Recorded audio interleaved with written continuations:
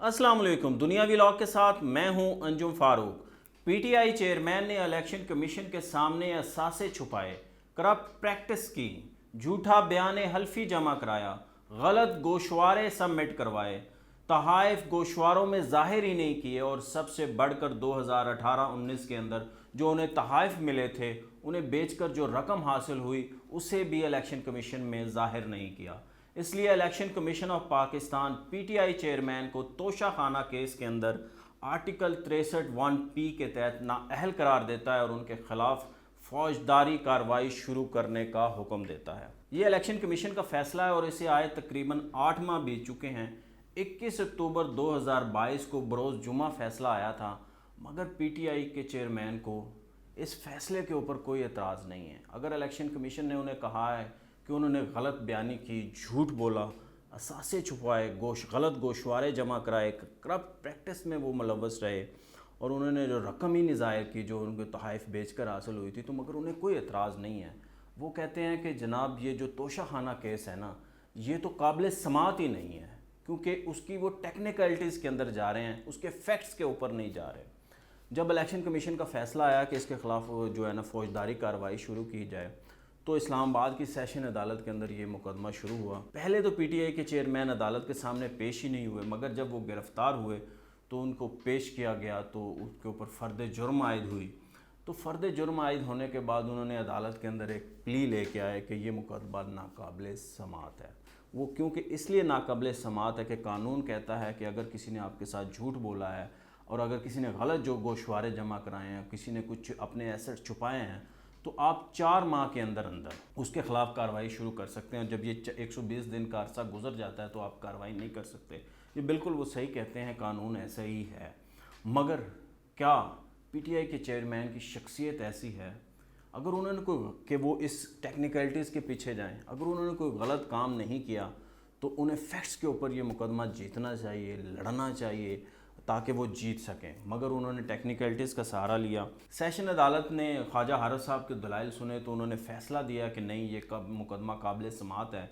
मगर पीटीआई के वकला इस्लामाबाद हाई कोर्ट चले गए, वहाँ पे केस सुना गया, वहाँ पे जीरा हुई। इस्लामाबाद हाई कोर्ट ने सेशन अदालत का जो फ़ैसला था उसको कलअदम करार दिया और उनको कहा कि आप इसको दोबारा सुनें और इसके ऊपर फ़ैसला करें कि ये काबिल समात है या नहीं। इसके साथ साथ ही जो पीटीआई के चेयरमैन है वो सुप्रीम कोर्ट चले गए इस्लामाबाद हाई कोर्ट के फ़ैसले के ख़िलाफ़। उन्होंने कहा कि उसको भी कलअदम करार दिया जाए, ये नहीं 7 दिन के अंदर होना चाहिए, एक नाकाबिल समात है। देखिए सुप्रीम कोर्ट में क्या होता है, मगर सेशन अदालत ने कार्रवाई वहाँ पे शुरू की। 7 दिन का चूँकि टाइम दिया गया था तो 3 दिन तो ख्वाजा हारिस साहब वहाँ पे आए नहीं, आज भी नहीं आए। उनके जो दूसरे वकील हैं गोहर, वो पेश हुए, उन्होंने कहा कि जनाब वो नहीं आ सकते, आप मंडे को रख लें। मगर अदालत ने कहा कि हमने बहुत तहम्मुल का मुजाहरा किया, अब नहीं हो सकता। तो उन्होंने इलेक्शन कमीशन के वकील को सुना और उन्होंने इस मुकदमे को काबिल समात करार दिया और उन्होंने कहा है कि इसकी कार्रवाई 12 तारीख को हम शुरू कर देंगे। और उन्होंने गवाहों को और बाकी फैक्ट्स को भी इकट्ठा करने का कहा है और गवाहों को उन्होंने कॉल कर लिया।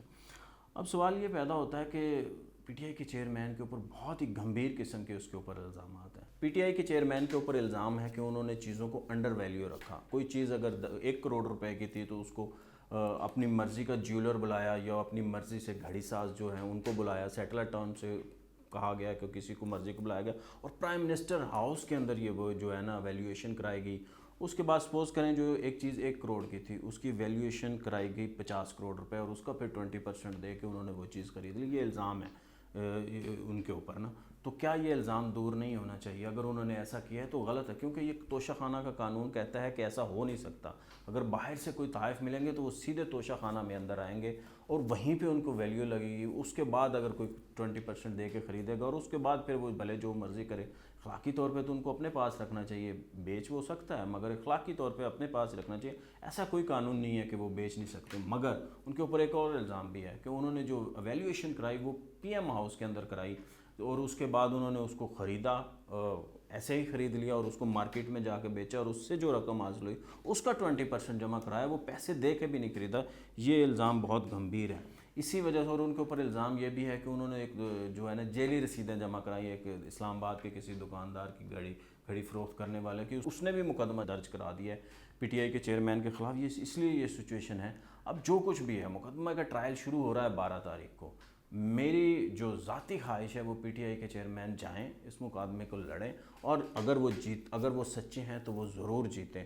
انہیں اب ٹیکنیکلٹیز کا سہارا نہیں لینا چاہیے، مقدمہ لڑنا چاہیے۔ اس کی وجہ ہے کیونکہ پوری قوم ہے جو سمجھتی ہے کہ پی ٹی آئی کے چیئرمین ایماندار ہیں، پوری قوم سمجھتی ہے کہ انہوں نے وہ کوئی غلط کام نہیں کیا پوری زندگی کے اندر۔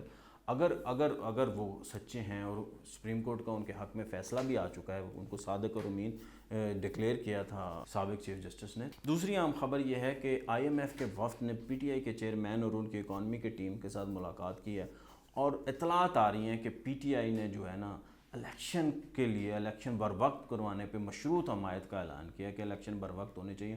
انہوں نے کہا آئی ایم ایف کے وفد کے اندر اس بات کی کیا ضمانت ہے کہ ملک میں انتخابات بر وقت ہوں گے، جس کے اوپر آئی ایم ایف کی ٹیم نے کہا کہ ہم نے یہ پلان ایسا ہی بنایا ہے جس سے لگ رہا ہے کہ بر وقت ہوں گے، مگر پھر بھی کوئی گارنٹی نہیں ہے۔ $1 ارب جو ہے موجودہ اس حکمران اتحاد کو ملے گا، پی ڈی ایم حکومت کو ملے گا، پھر $1 ارب نگران حکومت کو ملے گا، اور پھر الیکشن کے بعد جو نئی حکومت آئے گی اس کو $1 ارب ملے گا، مگر اس سے زیادہ ہم نہیں، گارنٹی ہم کوئی نہیں دے سکتے۔ اور انہوں نے یہ بھی کہا، واقفان حال کہتے ہیں کہ ہم اس سے زیادہ سیاسی معاملات کے اندر دخل اندازی نہیں کر سکتے پاکستان کے۔ میرے پی ٹی آئی کے چیئرمین سے بھی کچھ سوالات ہیں۔ کیا آپ کو نہیں لگتا کہ آئی ایم ایف کو پاکستان کے جو سیاسی معاملات ہیں ان کے اندر دخل اندازی نہیں کرنی چاہیے؟ اگر معاہدہ ناگزیر ہے تو اس کے اندر اگر مگر کا کیا سوال ہے؟ انتخابات کی جو ہے نا وہ شرط رکھنے کی کیا ضرورت ہے؟ وہ اس میں کوئی وہ دو رائے نہیں ہے کہ الیکشن وقت پر ہونے چاہیے، یہ قانونی تقاضا ہے، آئینی تقاضا، الیکشن وقت پر ہونے چاہیے، اور مجھے انشاءاللہ الیکشن وقت پر ہوں گے۔ مگر آئی ایم ایف کو کہنے کی کیا ضرورت ہے، ان کے سامنے یہ شرط رکھنے کی کیا ضرورت ہے؟ پی ٹی آئی چیئرمین کو یہ ذہن میں رکھنا چاہیے کہ آئی ایم ایف معاہدے کے بدلے اگر وہ اس طرح سے ضمانتیں مانگیں گے، یہ کوئی سیاست نہیں ہے، اس سے کوئی پاکستان کا بھلا نہیں ہو رہا۔ شرائط رکھنے سے پاکستان کی خود مختاری کمپرومائز ہوتی ہے۔ اگر سپوز کریں وہ یہی شرط لے کے گورنمنٹ کے پاس چلے جائیں، کیونکہ ابھی تو ایگزیکٹو بورڈ کا اجلاس ہونا ہے، اور انہوں نے کہا ہے کہ ہمیں نہیں پتہ کہ وہ آپ یہاں کے سیاسی معاملات کے اندر کو کس نظر سے دیکھتا ہے ایگزیکٹو بورڈ۔ وفد نے یہ کیٹیگوریکلی کہا ہے، اور اگر انہوں نے حکومت سے یہی گارنٹی مانگ لی کہ آپ الیکشن کرائیں تو ہم دیں گے، اگر انہوں نے یہی کہا، اس چیز سے ہر چیز کو نتھی کر دیا، تو کسی دوسرا ملک پاکستان کے اوپر پریشر نہیں ڈال سکتا۔ یہ عوام ہے جو پریشر ڈالے گی کہ الیکشن وقت پر ہوں۔ اس کے علاوہ کسی کو یہ حق حاصل نہیں ہے، نہ امریکہ، نہ چائنا، نہ کوئی اور ملک، نہ رشیا، نہ انگلینڈ، نہ آئی ایم ایف، نہ ایشین ڈیولپمنٹ، نہ سعودی عرب، کوئی اس کے اوپر پاکستان کے اوپر اس طرح دباؤ نہیں، کیونکہ یہ ہمارا اندرونی معاملہ ہے، اور اندرونی معاملات کو ہمیں دوسرے مالیاتی اداروں کے ساتھ اس طرح نہیں شیئر کرنا چاہیے۔ مجھے دیجیے اجازت، اللہ حافظ۔